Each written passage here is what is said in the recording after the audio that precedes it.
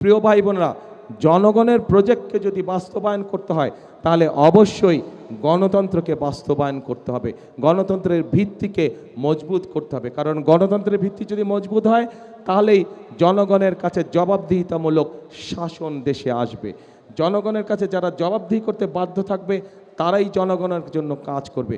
অতীতে আমরা দেখেছি যারা ক্ষমতা দখল করে রেখেছিল জনগণের কাছে তাদের কোনো জবাবদিহিতা ছিল না, এবং জনগণের কাছে যেহেতু তাদের কোনো জবাবদিহিতা ছিল না, সেজন্যই আমরা দেখেছি দেশে কিভাবে দুর্নীতি হয়েছে, দেশে কিভাবে অনাচার হয়েছে, দেশে কিভাবে গুম হয়েছে, দেশে কিভাবে খুন হয়েছে, দেশে কিভাবে লক্ষ লক্ষ মানুষ গায়েবী মামলা নির্যাতনের শিকার হয়েছিল। প্রিয় ভাই বোনেরা, আসুন আজকে আমাদেরকে ঐক্যবদ্ধ হতে হবে, এবং ঐক্যবদ্ধ হওয়ার মাধ্যমে আমাদেরকে অবস্থার পরিবর্তন করতে হবে। অবস্থার পরিবর্তনের অর্থ যে কোনো মূল্যে গণতন্ত্রকে সুসংহত করা, গণতন্ত্রের ঝান্ডাকে উপরে তুলে ধরা, কোনোভাবেই গণতন্ত্রের ঝান্ডা যাতে নেমে যেতে না পারে এ ব্যাপারে আমাদেরকে সতর্ক দৃষ্টি রাখতে হবে। প্রিয় ভাই বোনেরা, আমরা শান্তিতে বিশ্বাস করি, কারণ শান্তিতে এই জন্যই আমরা বিশ্বাস করি, শান্তি থাকলে আমি যেই কথাগুলো আপনাদের সামনে বললাম সেই কাজগুলো আমরা বাস্তবায়ন করতে চাবো। আমরা ঝগড়া ফ্যাসাদ বিবাদের মধ্যে যেতে চাই না, এবং যেতে চাই না বলেই আজ আমি এখানে দাঁড়িয়ে কারো কোনো সমালোচনা করছি না। বরং আমি যদি সমালোচনা করি আপনাদের কোনো লাভ হবে? আপনাদের পেট ভরবে? পেট ভরবে? আপনাদের কর্মসংস্থানের ব্যবস্থা হবে? আপনাদের কৃষি লোন 10,000 টাকা যে মৌকুফ করব আমরা, সেটা করা সম্ভব হবে? ওটা করা সম্ভব হবে না। সেজন্যই আমি কারো সমালোচনায় যেতে চাই না। কিন্তু কোথাও যদি কোনো অনাকাঙ্ক্ষিত কোনো ঘটনা ঘটে থাকে, অন্তর্বর্তীকালীন সরকার আছে, তাদেরকে বলবো সঠিক সুষ্ঠু তদন্ত করুন, সঠিক সুষ্ঠু তদন্ত করুন।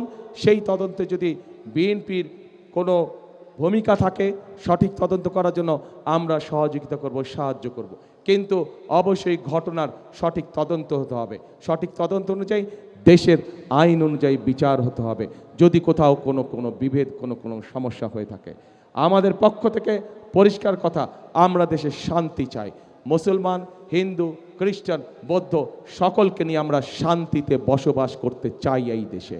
71 সালে যখন দেশ স্বাধীনতার যুদ্ধ হয়েছিল, তখন আমরা যখন যুদ্ধে ঝাঁপিয়ে পড়েছিলেন, মুক্তিযোদ্ধারা যখন যুদ্ধে ঝাঁপিয়ে পড়েছিলেন, তখন আমরা কেউ দেখিনি কার কোন ধর্ম।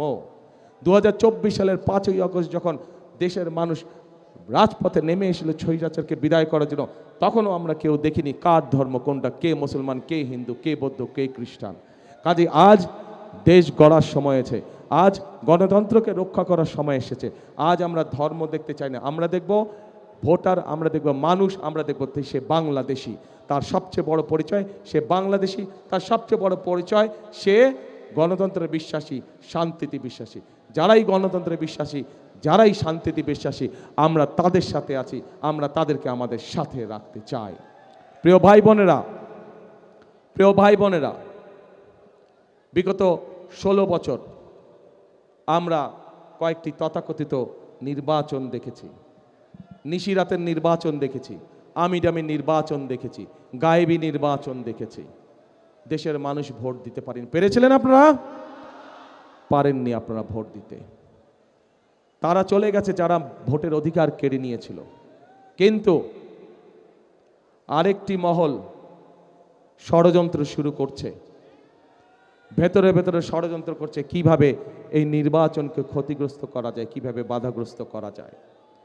আজ এখানে হাজার লক্ষ মানুষ যারা আপনারা উপস্থিত হয়েছেন, আপনারা সহ আপনারা যত মানুষের সাথে দেখাবে প্রত্যেককে বলবেন যে আগামী 12 তারিখে নির্বাচন যাতে কেউ বানচাল করতে না পারে সেজন্য সকলকে সতর্ক থাকতে হবে, সকলকে সজাগ থাকতে হবে। প্রিয় ভাই বোনেরা, আমরা যদি জনগণ যদি 12 তারিখে সজাগ থাকে, জনগণ যদি 12 তারিখে সতর্ক থাকে, 13 তারিখ থেকে শুরু হবে জনগণের দিন ইনশাআল্লাহ। এই বাংলাদেশে 13 তারিখ থেকে হবে জনগণের দিন। জনগণের প্রত্যাশা, জনগণের আশা, জনগণের আকাঙ্ক্ষা যে সকল আছে সে সকল বিষয়ের কাজগুলো ধীরে ধীরে পর্যায়ক্রমিকভাবে শুরু হবে। বেকারদের কর্মসংস্থানের সমস্যার সমাধানের কাজ শুরু হবে, মা বোনদের ফ্যামিলি কার্ডের কাজ শুরু হবে, কৃষক ভাইদের কৃষক কার্ডের কাজ শুরু হবে। বেকারদের কর্মসংস্থানের কাজ শুরু হবে। আমাদের তিস্তায় পদ্মা ব্যারাজের কাজ আমরা শুরু করব। বরেন্দ্র প্রকল্পের কাজ আমরা শুরু করব। 10,000 টাকা পর্যন্ত কৃষি লোন মৌকুফের কাজ আমরা শুরু করব। এই কাজগুলো হচ্ছে জনগণের কাজ, এবং এই কাজগুলো ইনশাল্লাহ 12 তারিখে ধানের শীষ জয়যুক্ত হলে পরে ইনশাল্লাহ 13 তারিখ থেকে শুরু হবে জনগণের জয়যাত্রা।